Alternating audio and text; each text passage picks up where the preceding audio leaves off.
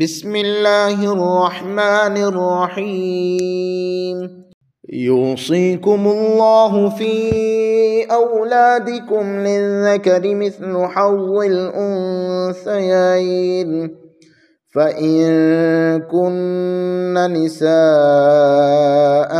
فوق اثنتين فلهن ثلثا ما ترك وإن كانت واحدة فلها النصف ولأبويه لكل واحد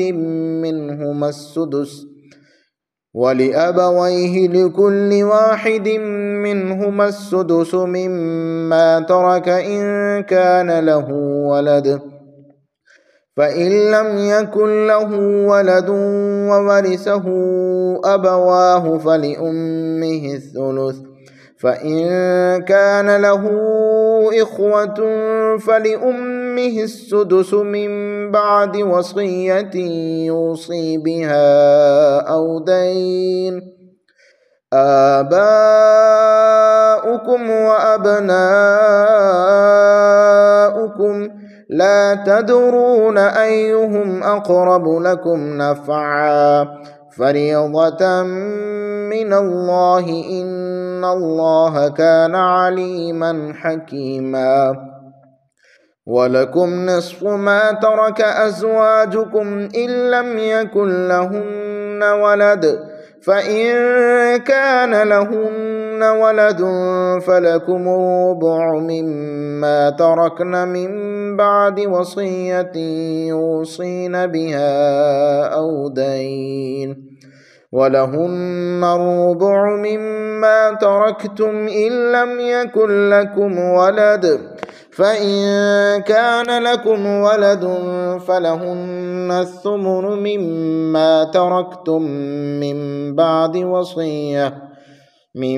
بعد وصية توصون بها أو دين وإن كان رجل يورث كلالة أو امرأة وله أخ أو أخت فلكل واحد منهما السدس فإن كانوا أكثر من ذلك فهم شركاء في الثلث من بعد وصية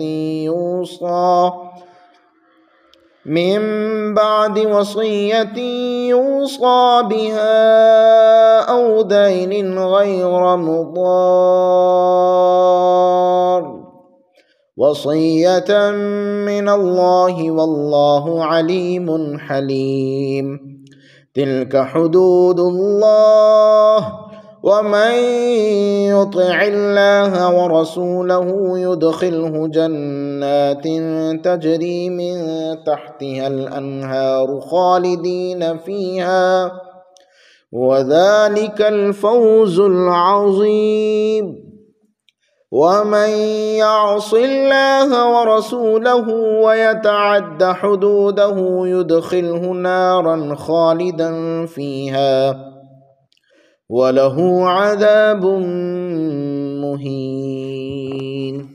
أعوذ بالله من الشيطان الرجيم. بسم الله الرحمن الرحيم. ولكم نصف ما ترك أزواجكم إن لم يكن لهن ولد. آمنت بالله صدق الله العظيم. رب اشرح لي صدري ويسر لي أمري واحلل عقدة من لساني يفقهوا قولي. الصلاة والسلام عليك يا رسول الله وعلى آلك وأصحابك يا حبيب الله.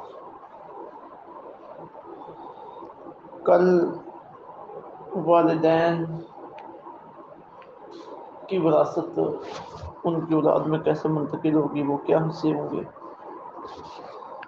उनके बारे में पुरानी अहकामात सामने आए थे। आज के हमारे दरस में बीवी और खामुंद की जो विरासत है उस हवाले से पुरानी अहकामात हैं। इसमें सूरत हाल ये है कि ऐसी औरत जिसके पास माल दौलत हो वो दुनिया से चली जाए। अब वो माल जब उसका विरासत में मुंतकिल होगा तो उसकी दो सूरतें होंगी। ایک یہ کہ اس کی کوئی اولاد نہیں ہوگی، نہ اس کی بیٹی ہوگی نہ بیٹا، نہ اس خاوند سے جس کے نکاح میں اب موجود تھی، نہ اس سے پہلے کسی خاوند سے۔ تو اس صورت میں اس کی جائیداد کا جو آدھا حصہ ہے وہ اس کے خاوند کو ملے گا، اور بقیہ آدھا حصہ اس کے باقی وارثوں میں تقسیم ہوگا۔ اس کی وراثت کے منتقل ہونے کی دوسری صورت یہ ہے کہ اس کی کوئی اولاد ہو۔ پہلی صورت تھی اولاد نہ ہو، اب ہے اولاد ہو، تو اب چوتھا حصہ خاوند کو ملے گا اور باقی حصے دوسرے وارثوں کو ملے گے۔ اسی طرح خاوند ہے، اس کی وراثت کی بھی دو صورتیں ہیں۔ ایک یہ ہے کہ اس کی کوئی اولاد نہ ہو، نہ بیٹا ہو نہ بیٹی ہو، جس وقت وہ فوت ہوا موجودہ جو اس کی بیوی ہے اس میں سے بھی کوئی نہ ہو، اور اس سے کے علاوہ بھی کسی کوئی پہلے بیوی تھی طلاق دے دی اس نے یا فوت ہو گئی، اس میں سے بھی کچھ نہ ہو۔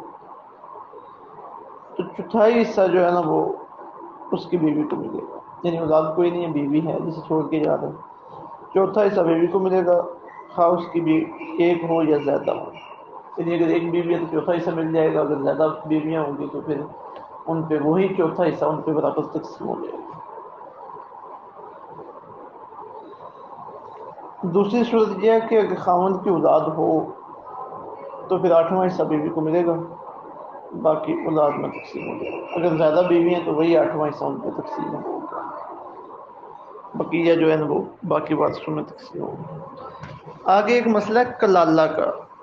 کلالہ وراثت کے مسائل کی اصطلاح میں اس مرد یا عورت کو کہا جاتا ہے جس کی کوئی اولاد نہ ہو، نہ اس کے والدین زندہ ہو۔ تو اس کی صورتحال یہ ہے کہ اگر تو اس کے وارث عینی یا حالاتی موجود ہوں تو وہ آگے آ رہا ہے، اس آیت میں آ جائے گی، اس کی تفصیل آ رہی ہے آگے۔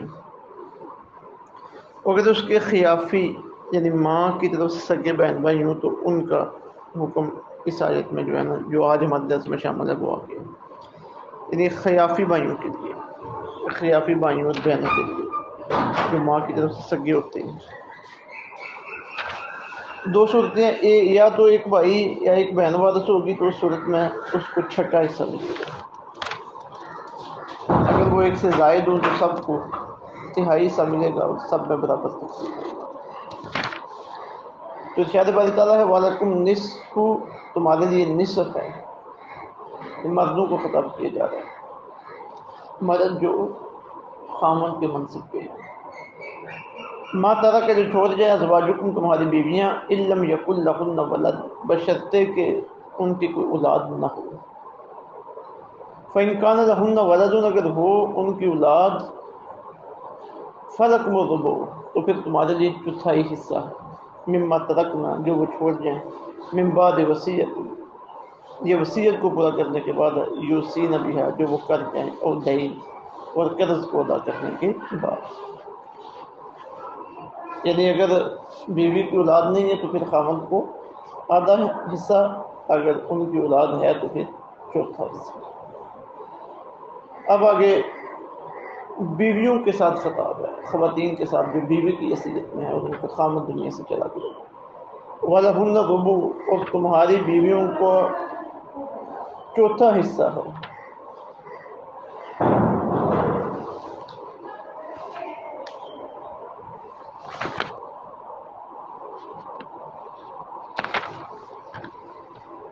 وَلَهُنَّ الرُّبُعُ، تمہاری بیویوں کا چوتھا حصہ ہے، مما ترکتم، اس سے جو تم چھوڑو، ان لم یکن لکم ولد، بشرطے کہ تمہاری اولاد نہ ہو، تم فوت ہو گئے پھر یہ تمہاری بیوی ہے، تمہاری اولاد کوئی نہیں ہے، تمہاری جائیداد کا چوتھا حصہ تمہاری بیویوں کے لیے۔ فإن کان لکم ولد، اگر تمہاری اولاد ہو تو فلہن السدس، تو ان کا آٹھواں حصہ، مما ترکتم، یعنی بیویوں کا آٹھواں حصہ ہے، مما ترکتم، جو تم پیچھے چھوڑ جاؤ، من بعد وصیت توصون بہا، اس وصیت کو پورا کرنے کے بعد جو تم نے کی ہو، اور دین، یا قرض ادا کرنے کے بعد۔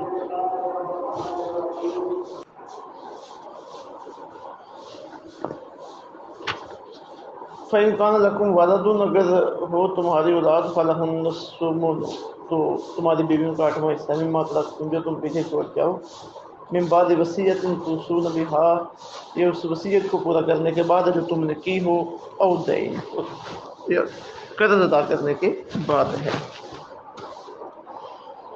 اب یہ اولاد نہ ہونے کی صورت میں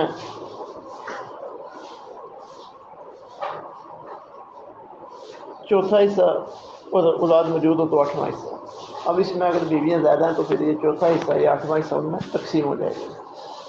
وَإِنْ كَانَ رَجُلٌ يُورَثُ كَلَالَةً، اگر وہ آدمی جس کی میراث تقسیم کی جانے والی ہے وہ کلالہ ہے، یعنی وہ مرد یا عورت جس کی نہ اولاد ہو اور نہ اس کے والدین زندہ ہو، نہ اولاد اور نہ والدین زندہ ہو، کلالہ۔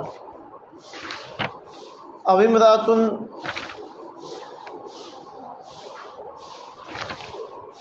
وہ مرد ہو یعنی وہ عورت ہو یا مرد ہو، وَإِنْ كَانَ رَجُلٌ يُورَثُ، اگر وہ شخص جس کی میراث تقسیم کی جانے والی ہے کلالہ ہو، اب امرأۃ، یا وہ عورت ہو، یعنی چاہے وہ مرد ہو یا عورت ہو، وَلَهُ أَخٌ، اور اس کا بھائی او اخت یا بہن ہو، فَلِكُلِّ وَاحِدٍ مِّنْهُمَا السُّدُسُ، تو ہر ایک کے لیے ان میں سے چھٹا حصہ ہے، یعنی اولاد کوئی نہیں ہے، والدین بھی کوئی نہیں ہے، بھائی یا بہن موجود ہیں تو ان کے لیے چھٹا حصہ ہوگا۔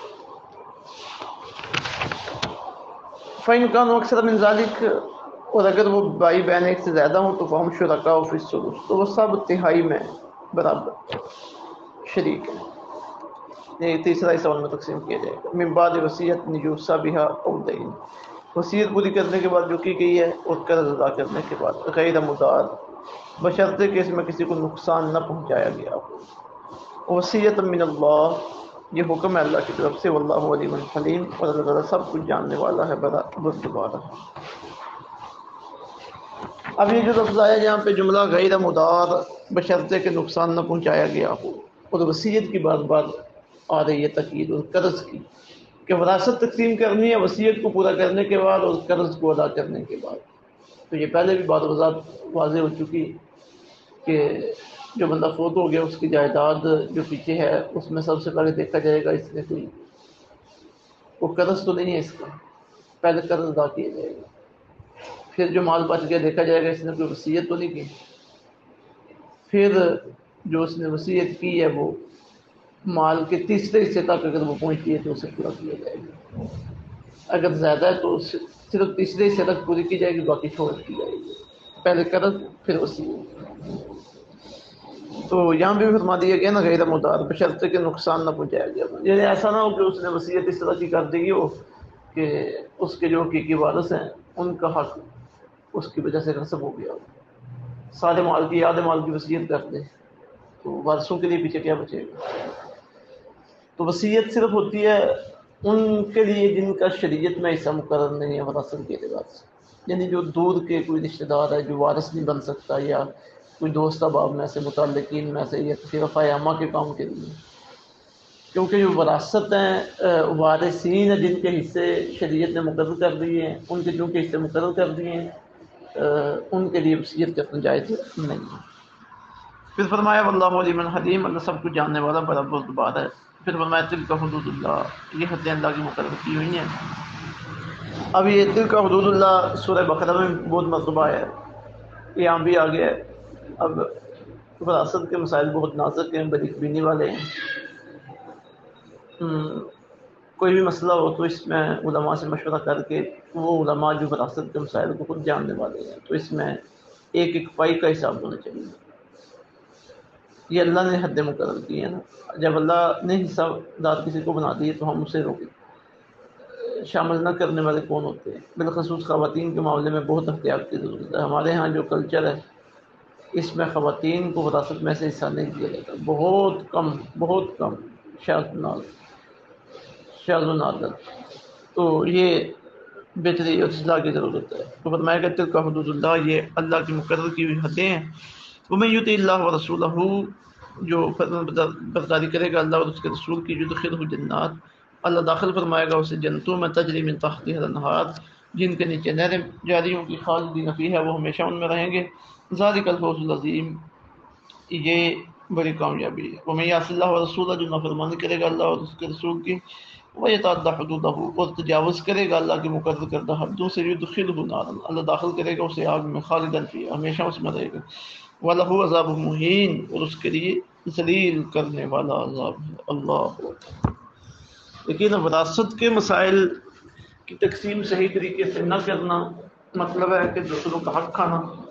اور جنت میں جانے کے جو اسباب ہیں ان میں سے ایک سبب یہ ہے کہ اللہ اور اللہ کے رسول کی فرما برداری کرتے ہوئے دوسروں کا جو حق بنتا ہے انہیں وہ حق دیا جائے. اس دوزخ میں جانے کے جو اسباب ہیں ان میں سے ایک سبب یہ ہے کہ جو دوسروں کا حق بنتا ہے وہ حق مار دیے جائے، انہیں وہ حق نہ دیا جائے. تو یہاں پہ فرما دیا گیا ہے کہ یہ کام نہیں کرنا، یہ اللہ کی مقرر کردہ حدیں ہیں، ان پہ تم نے پورا اترنا ہے. اللہ تعالیٰ سمجھ کی عمل کی توفیق عطا فرمائے. وما علینا الا البلاغ.